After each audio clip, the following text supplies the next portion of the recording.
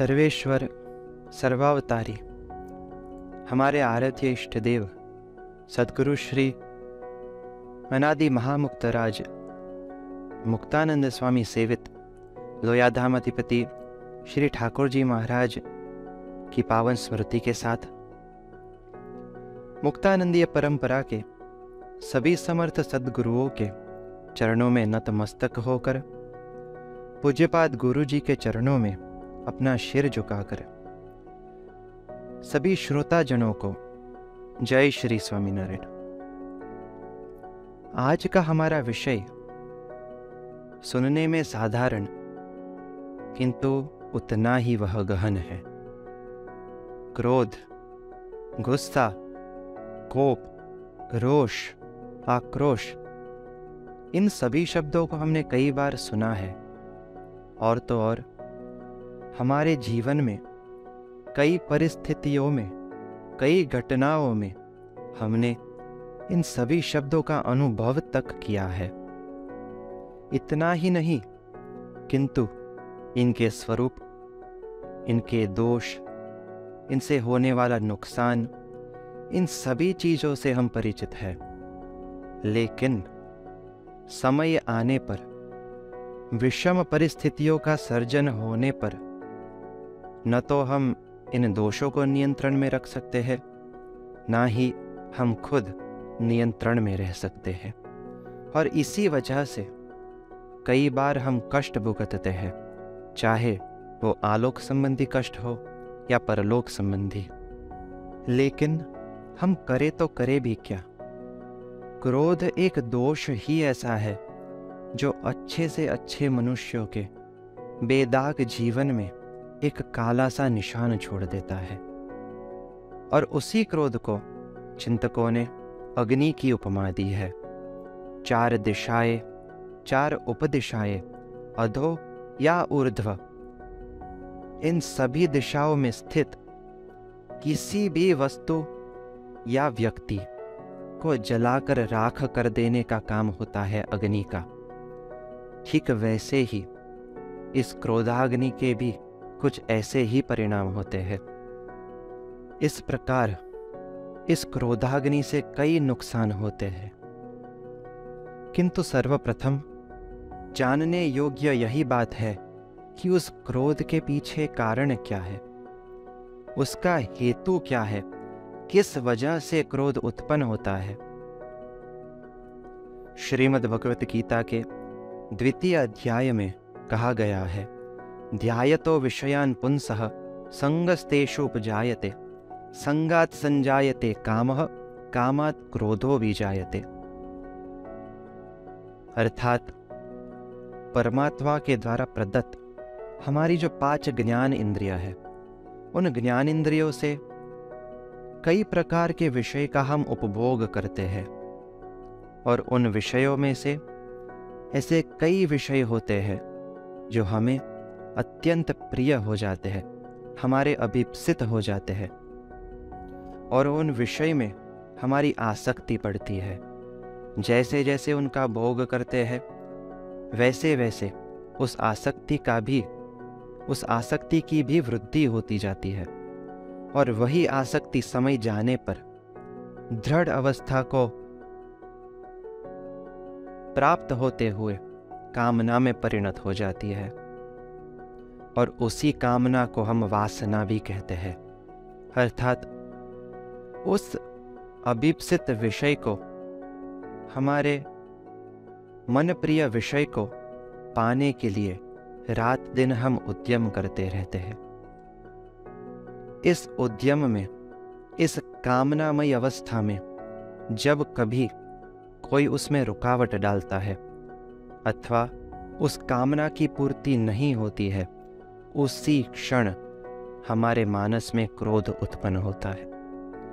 और उसी क्रोध से क्रोधात् भवति सम्मोह, अर्थात उस क्रोध से सम्मोहमयी अवस्था पैदा होती है।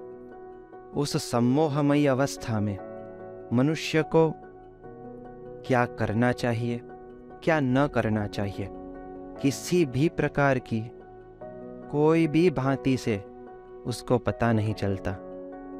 कहानी है 2006 की। फीफा वर्ल्ड कप 2006 का फाइनल्स चल रहा था। फ्रांस और इटली दोनों आमने सामने स्वर्ण पदक के लिए खेल रहे थे। सभी के मन में इच्छा थी कि फ्रांस ही जीते, और लग रहा था भी ऐसा ही कुछ, क्योंकि फ्रांस के पास कई ऐसे अनुभव युक्त खिलाड़ी थे और इटली, उसकी टीम फ्रांस की बरोबर न थी। मैच शुरू हो जाती है। कई क्षणों तक फ्रांस 1, इटली 1, ऐसे खेल का अंक कई क्षणों तक बराबर रहता है। न तो फ्रांस आगे थी, न तो इटली। सभी के हृदय में उत्सुकता थी कि इस वर्ल्ड कप फाइनल्स का जो खिताब है, जो ट्रॉफी है, वो किसके नाम जाएगी। सभी उत्सुक थे। मैच के अंतिम क्षणों में स्कोर बराबर था, किंतु एक ऐसी घटना घटी, एक ऐसा हादसा हो उठा कि जिसके कारण पूरी बाजी पलट गई। फ्रांस के कप्तान ज़िनेडीन ज़िडान ने अपने प्रतिद्वंद्वी के द्वारा कुछ निरर्थक शब्दों के बोलने पर, कुछ अयोग्य शब्दों के बोलने पर क्रोधित हो जाता है, और उसी क्रोध में सम्मोहमय अवस्था को प्राप्त कर जाता है। उसको पता नहीं रहता है कि अभी मुझे क्या करना चाहिए। उसके विवेक रूपी चक्षु संपूर्णतया नष्ट प्राय हो जाते हैं, और इसी वजह से वह अपने सिर से उस प्रतिद्वंद्वी के ऊपर वार कर बैठता है। इसी वार के कारण मैच के जो रेफरीज थे, उन्होंने उस कैप्टन को रेड कार्ड दिखाया और मैच में आगे खेलने के लिए उस पर पाबंदी लगा दी गई। मैच के उन अंतिम निर्णायक क्षणों में अपने कप्तान को ऐसी परिस्थिति में देखकर फ्रांस की पूरी टीम संपूर्णतया भंग हो जाती है। उनका मानस भंग हो जाता है। सभी प्रकार से उस टीम में जो वातावरण था, यूनिटी थी, वो सभी तंग हो जाती है। और इसी बात का फायदा उठाती हुई इटली मैच के उस क्षणों में वर्ल्ड कप फाइनल्स का जो गोल्ड ट्रॉफी थी, वो अपने नाम कर लेती है। एक व्यक्ति के क्रोधित होने पर, अयोग्य निर्णय लेने पर वह खुद तो दुखी हुआ, किंतु उसकी पूरी टीम, उसका पूरा देश, उन सभी को उसके संयम गुमाने पर जो जीती हुई बाजी थी, वो उन सभी के हाथ से निकल गई। इसीलिए तो कहते हैं कि क्रोधित मनुष्य दूसरों को क्षति पहुंचाने के लिए इच्छा रखता है, किंतु दूसरों को आघात करने से पहले वह स्वयं खुद को आघात कर बैठता है, खुद पर आघात कर बैठता है। और ऐसा जो व्यक्ति होता है, न तो वह स्वयं सुख का अनुभव करता है और ना ही उसके साथ में रहने वाले। इस व्यक्ति का परिचय, ऐसे शख्स का परिचय श्री जी महाराज ने कटपुर प्रथम प्रकरण के 28वें वचनामृत में दिया है। भगवान श्री स्वामीनारायण ने कहा है कि ऐसा जो व्यक्ति होता है, वह रात दिन अपने हृदय में खुद को हताश महसूस करता है। इतना ही नहीं, किंतु वह दिन में न तो कई जगह पर चैन से बैठ पाता है, और रात्रि में यदि सोए तो उसे नींद तक नहीं आती। किंतु जैसे एक आधा जला हुआ काष्ठ होता है, आधी जली हुई लकड़ी होती है, ठीक उसी प्रकार उसका हृदय भी सदैव अर्धदग्ध रहा करता है। इस प्रकार क्रोध के कारण अपने परिवारजनों के साथ संबंध तो बिगड़ता ही है, किंतु उससे भी अधिक परमपिता परमेश्वर के साथ भी उस व्यक्ति का संबंध बिगड़ जाता है। लोया प्रकरण के 14वें वचनामृत में श्री जी महाराज ने कहा है कि ऐसे क्रोधित व्यक्ति से, जिसके हृदय में मान है, जिसके मानस में ईर्ष्या है, ऐसे व्यक्ति की तो हम उपेक्षा रखते हैं। अर्थात स्वयं परमेश्वर भी यदि इस व्यक्ति से दूर रहने के लिए चाह करते हैं, तो उससे बड़ी इस आत्मा के लिए क्या हानि हो सकती है। उस आत्मा को तो हानि होगी ही, किंतु उसके शरीर को भी इस क्रोध के कारण अत्यधिक हानि होती है। मेडिकल रिसर्च के अनुसार लिखा गया है कि क्रोध से मनुष्य को सर दर्द होता है, उसकी ब्लड प्रेशर बढ़ जाती है, हार्ट अटैक की संभावना भी कई प्रतिशत बढ़ जाती है, और प्रायः मनुष्य आदमी अपने क्रोध के कारण एक डिप्रेशन की अवस्था में चला जाता है, और उस अवस्था में न तो कोई उसकी सहाय करने के लिए तैयार होता है और ना ही वह खुद अपनी सहाय कर सकता है। इस प्रकार क्रोध, इस दोष के कई प्रकार के नुकसान हैं। इन नुकसानों की बात तो हमने सुनी, किंतु उसका इलाज क्या है, उसको हम दूर कैसे कर सकते हैं, उसको नियंत्रण में कैसे ले सकते हैं, तो इसी बात को अत्यंत महत्व देना ही चाहिए, क्योंकि श्रीमद् भगवद गीता के 5वें अध्याय में कहा गया है कि शक्नोति इह यः सोढुं प्राक् शरीर विमोक्षणात् काम क्रोधोद्भवं वेगम स युक्तः स सुखी नरः।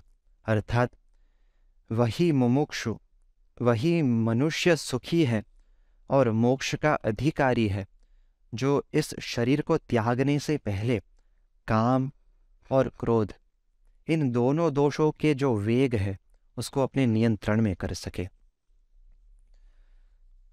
इस प्रकार भली भांति हम जान तो गए कि क्रोध को नियंत्रण में लेना ही चाहिए, किंतु उसको नियंत्रण में हम ले भी कैसे, उसका उपाय क्या है, क्योंकि ये कोई बारिश के पानी की तरह कोई तरल पदार्थ तो है नहीं कि इसको हम सेतु बांध कर या फिर बांध से उसको नियंत्रण में ले सके।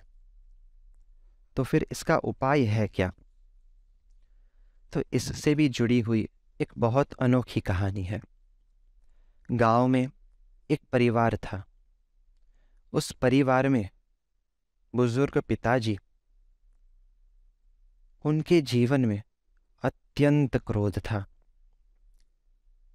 छोटी छोटी बातों पर वह बहुत क्रोधित हो जाते, आग बबूला हो उठते, उनका पूरा मुखारविंद लाल हो जाता, और इसी वजह से उनके शरीर में कई रोगों ने प्रवेश किया था। एक दिन इस परिवार ने तय किया कि गांव में जो महात्मा रहते हैं उनके पास जाकर जरूर इनके क्रोध का कुछ इलाज मांगना चाहिए। पिताजी भी तैयार हो गए। बुजुर्ग थे, उनको भी पता था कि इस क्रोध से मुझे नुकसान हो रहा है। वह भी महात्मा के पास चलने के लिए तैयार हो गए। महात्मा के पास जाते ही उन्होंने सभी प्रकार से उनकी जो परिस्थिति थी उसका वर्णन किया, और उसी समय कुछ देर तक महात्मा ने अपनी आंखें बंद कर दी। आंखें खोलने पर अपनी बाजू में से एक बोतल थी।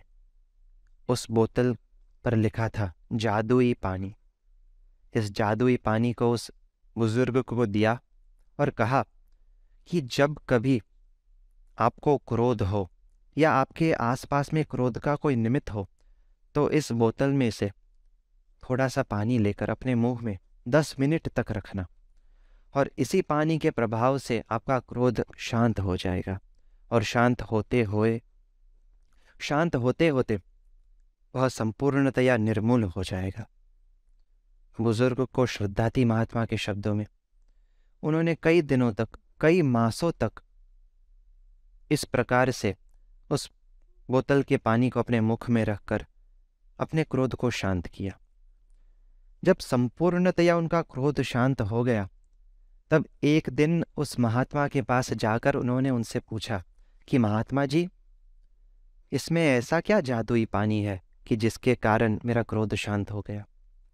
तब उस महात्मा ने उनको समझाया कि इस बोतल में ऐसा कोई जादुई पानी नहीं है, यह तो नल का सिर्फ सामान्य सा ही पानी है। किंतु आपका क्रोध इसलिए शांत हुआ कि जब कभी आपको क्रोध अंतर में उत्पन्न हो रहा था, या तो आपके आसपास में ऐसी कोई परिस्थितियां थी कि जिससे क्रोध उत्पन्न होगा, उसी समय आपके मुंह में आपने ये पानी रखा। इसी वजह से आप कुछ अयोग्य वचन बोल ना पाए, और अयोग्य वचन न बोलने पर, अपनी वाणी को संयम में लेने पर आपका क्रोध अपने आप ही शांत हो गया। ऐसी बात सुनने पर उस बुजुर्ग को अत्यंत आश्चर्य हुआ, और इसी कहानी से हमें इस क्रोध को नियंत्रण में लेने का उपाय भी मिल गया। और इसका एक दूसरा भी उपाय है जो स्वयं हमारे आदि गुरुदेव सद्गुरु श्री मुक्तानंद स्वामी ने गढ़पुर मध्य प्रकरण के 27वें वचनामृत में दिया है, और वह उपाय है विचार। आदि गुरुदेव ने अपनी मिसाल देकर उस वचनामृत में समझाया है कि ऐसा कोई भी स्वभाव नहीं रखना है कि जिससे परमेश्वर की हम पर अप्रसन्नता हो। वह समझाते हैं कि ऐसा विचार करने पर सभी दोष अपने आप शांत हो जाते हैं। और जब हमारे आदि गुरुदेव उन्होंने ऐसे विचार की प्रस्तुति की, तो उनको ऐसा कोई प्रकार का विचार करने की ज़रूरत न थी, किंतु हमारे जैसे उनकी संतान के लिए, मुमुक्षुओं के लिए एक अच्छा राह बना रहे कि जिससे हम इन दोषों को जीत सके। उसी वजह से उस परम दयालु महापुरुष ने ऐसा उत्तर दिया। और जैसी उनकी वाणी, जैसे उनके शब्द, वैसा ही उनका आचरण। चरित्र है कि जब आदि गुरुदेव स्वामी श्री भिक्षावृत्ति कर रहे थे, तब मूलीबाई ने अपने अंतर के द्वेष के कारण जब मुक्तानंद स्वामी पर भिक्षा की जगह में अपने घर का जो पोछा था वह स्वामी के मुख पर फेंका, उनका अपमान किया, न तो उनको आदर से भिक्षा दी और न ही उनको आदर से सम्मानित किया, पूरी तरह से उनकी अवमानना की, अवगणना की। फिर भी स्वामी श्री ने उसी पोछे से भगवान की आरती के लिए बाती बनाई, और आरती करते करते उस मूलीबाई के लिए स्वामी श्री ने प्रार्थना की। और उसी प्रार्थना के कारण वही मूलीबाई जो द्वेष से ग्रस्त थी, एक दिन सत्संगी होकर भगवान और संत जन की सेवा करने लगी। और जैसे हमारे आदि गुरुदेव, वैसे ही हमारे प्रगट सद्गुरु, उनके जीवन में भी क्रोध पर ऐसा ही संयम नजर में आता है। जब भी कभी ऐसी कई घटनाएं हैं कि जिनमें कोई अज्ञानी जीव ने किसी और के बहकाने पर गुरुजी का अपमान किया हो, अपशब्द उच्चारित किए हो, पूरी तरह से भर सभा में, हजारों की भीड़ में उनकी अवमानना की हो, फिर भी ऐसी परिस्थितियों में भी, विषम काल होने पर भी, न तो गुरुजी की मुख की रेखा हम बदलती हुई देख सकते हैं और न ही उनका आनंद। सदैव वह भगवान के आनंद में ही रहकर उनका भजन किया करते हैं। और ऐसे जीवों पर तो वह सामान्य से भी ज्यादा दया करते हैं। और जब हमें भी उनकी ही गोद में, उनके ही संतान बनकर इस मुक्तानंदीय परंपरा में जन्म मिला है, इस लोयाधाम परिवार की सेवा करने का एक अमूल्य अवसर प्राप्त हुआ है, तो हमारे जीवन में भी हम उन्हीं की तरह संपूर्णतया आज के आज नहीं होगा, किंतु धीरे धीरे हम उन्हीं की तरह इस दोष को नियंत्रण में लाए। क्योंकि यदि इस क्रोध को हमने नियंत्रण में न लिया, तो इसी वजह से, इसी के कारण हम सत्संग से भी दूर हो सकते हैं, और उससे बड़ी हानि हमारे जीव के लिए, हमारी आत्मा के लिए और कोई नहीं है। तो अंत में हम भी महाराज के चरणों में, हमारे सद्गुरुओं के चरणों में, सभी संतों भक्तों के चरणों में प्रार्थना करते हैं कि इस क्रोध रूपी शत्रु से सदैव वे हमारी रक्षा करे और हमारे साथ बने रहे। जय श्री स्वामीनारायण।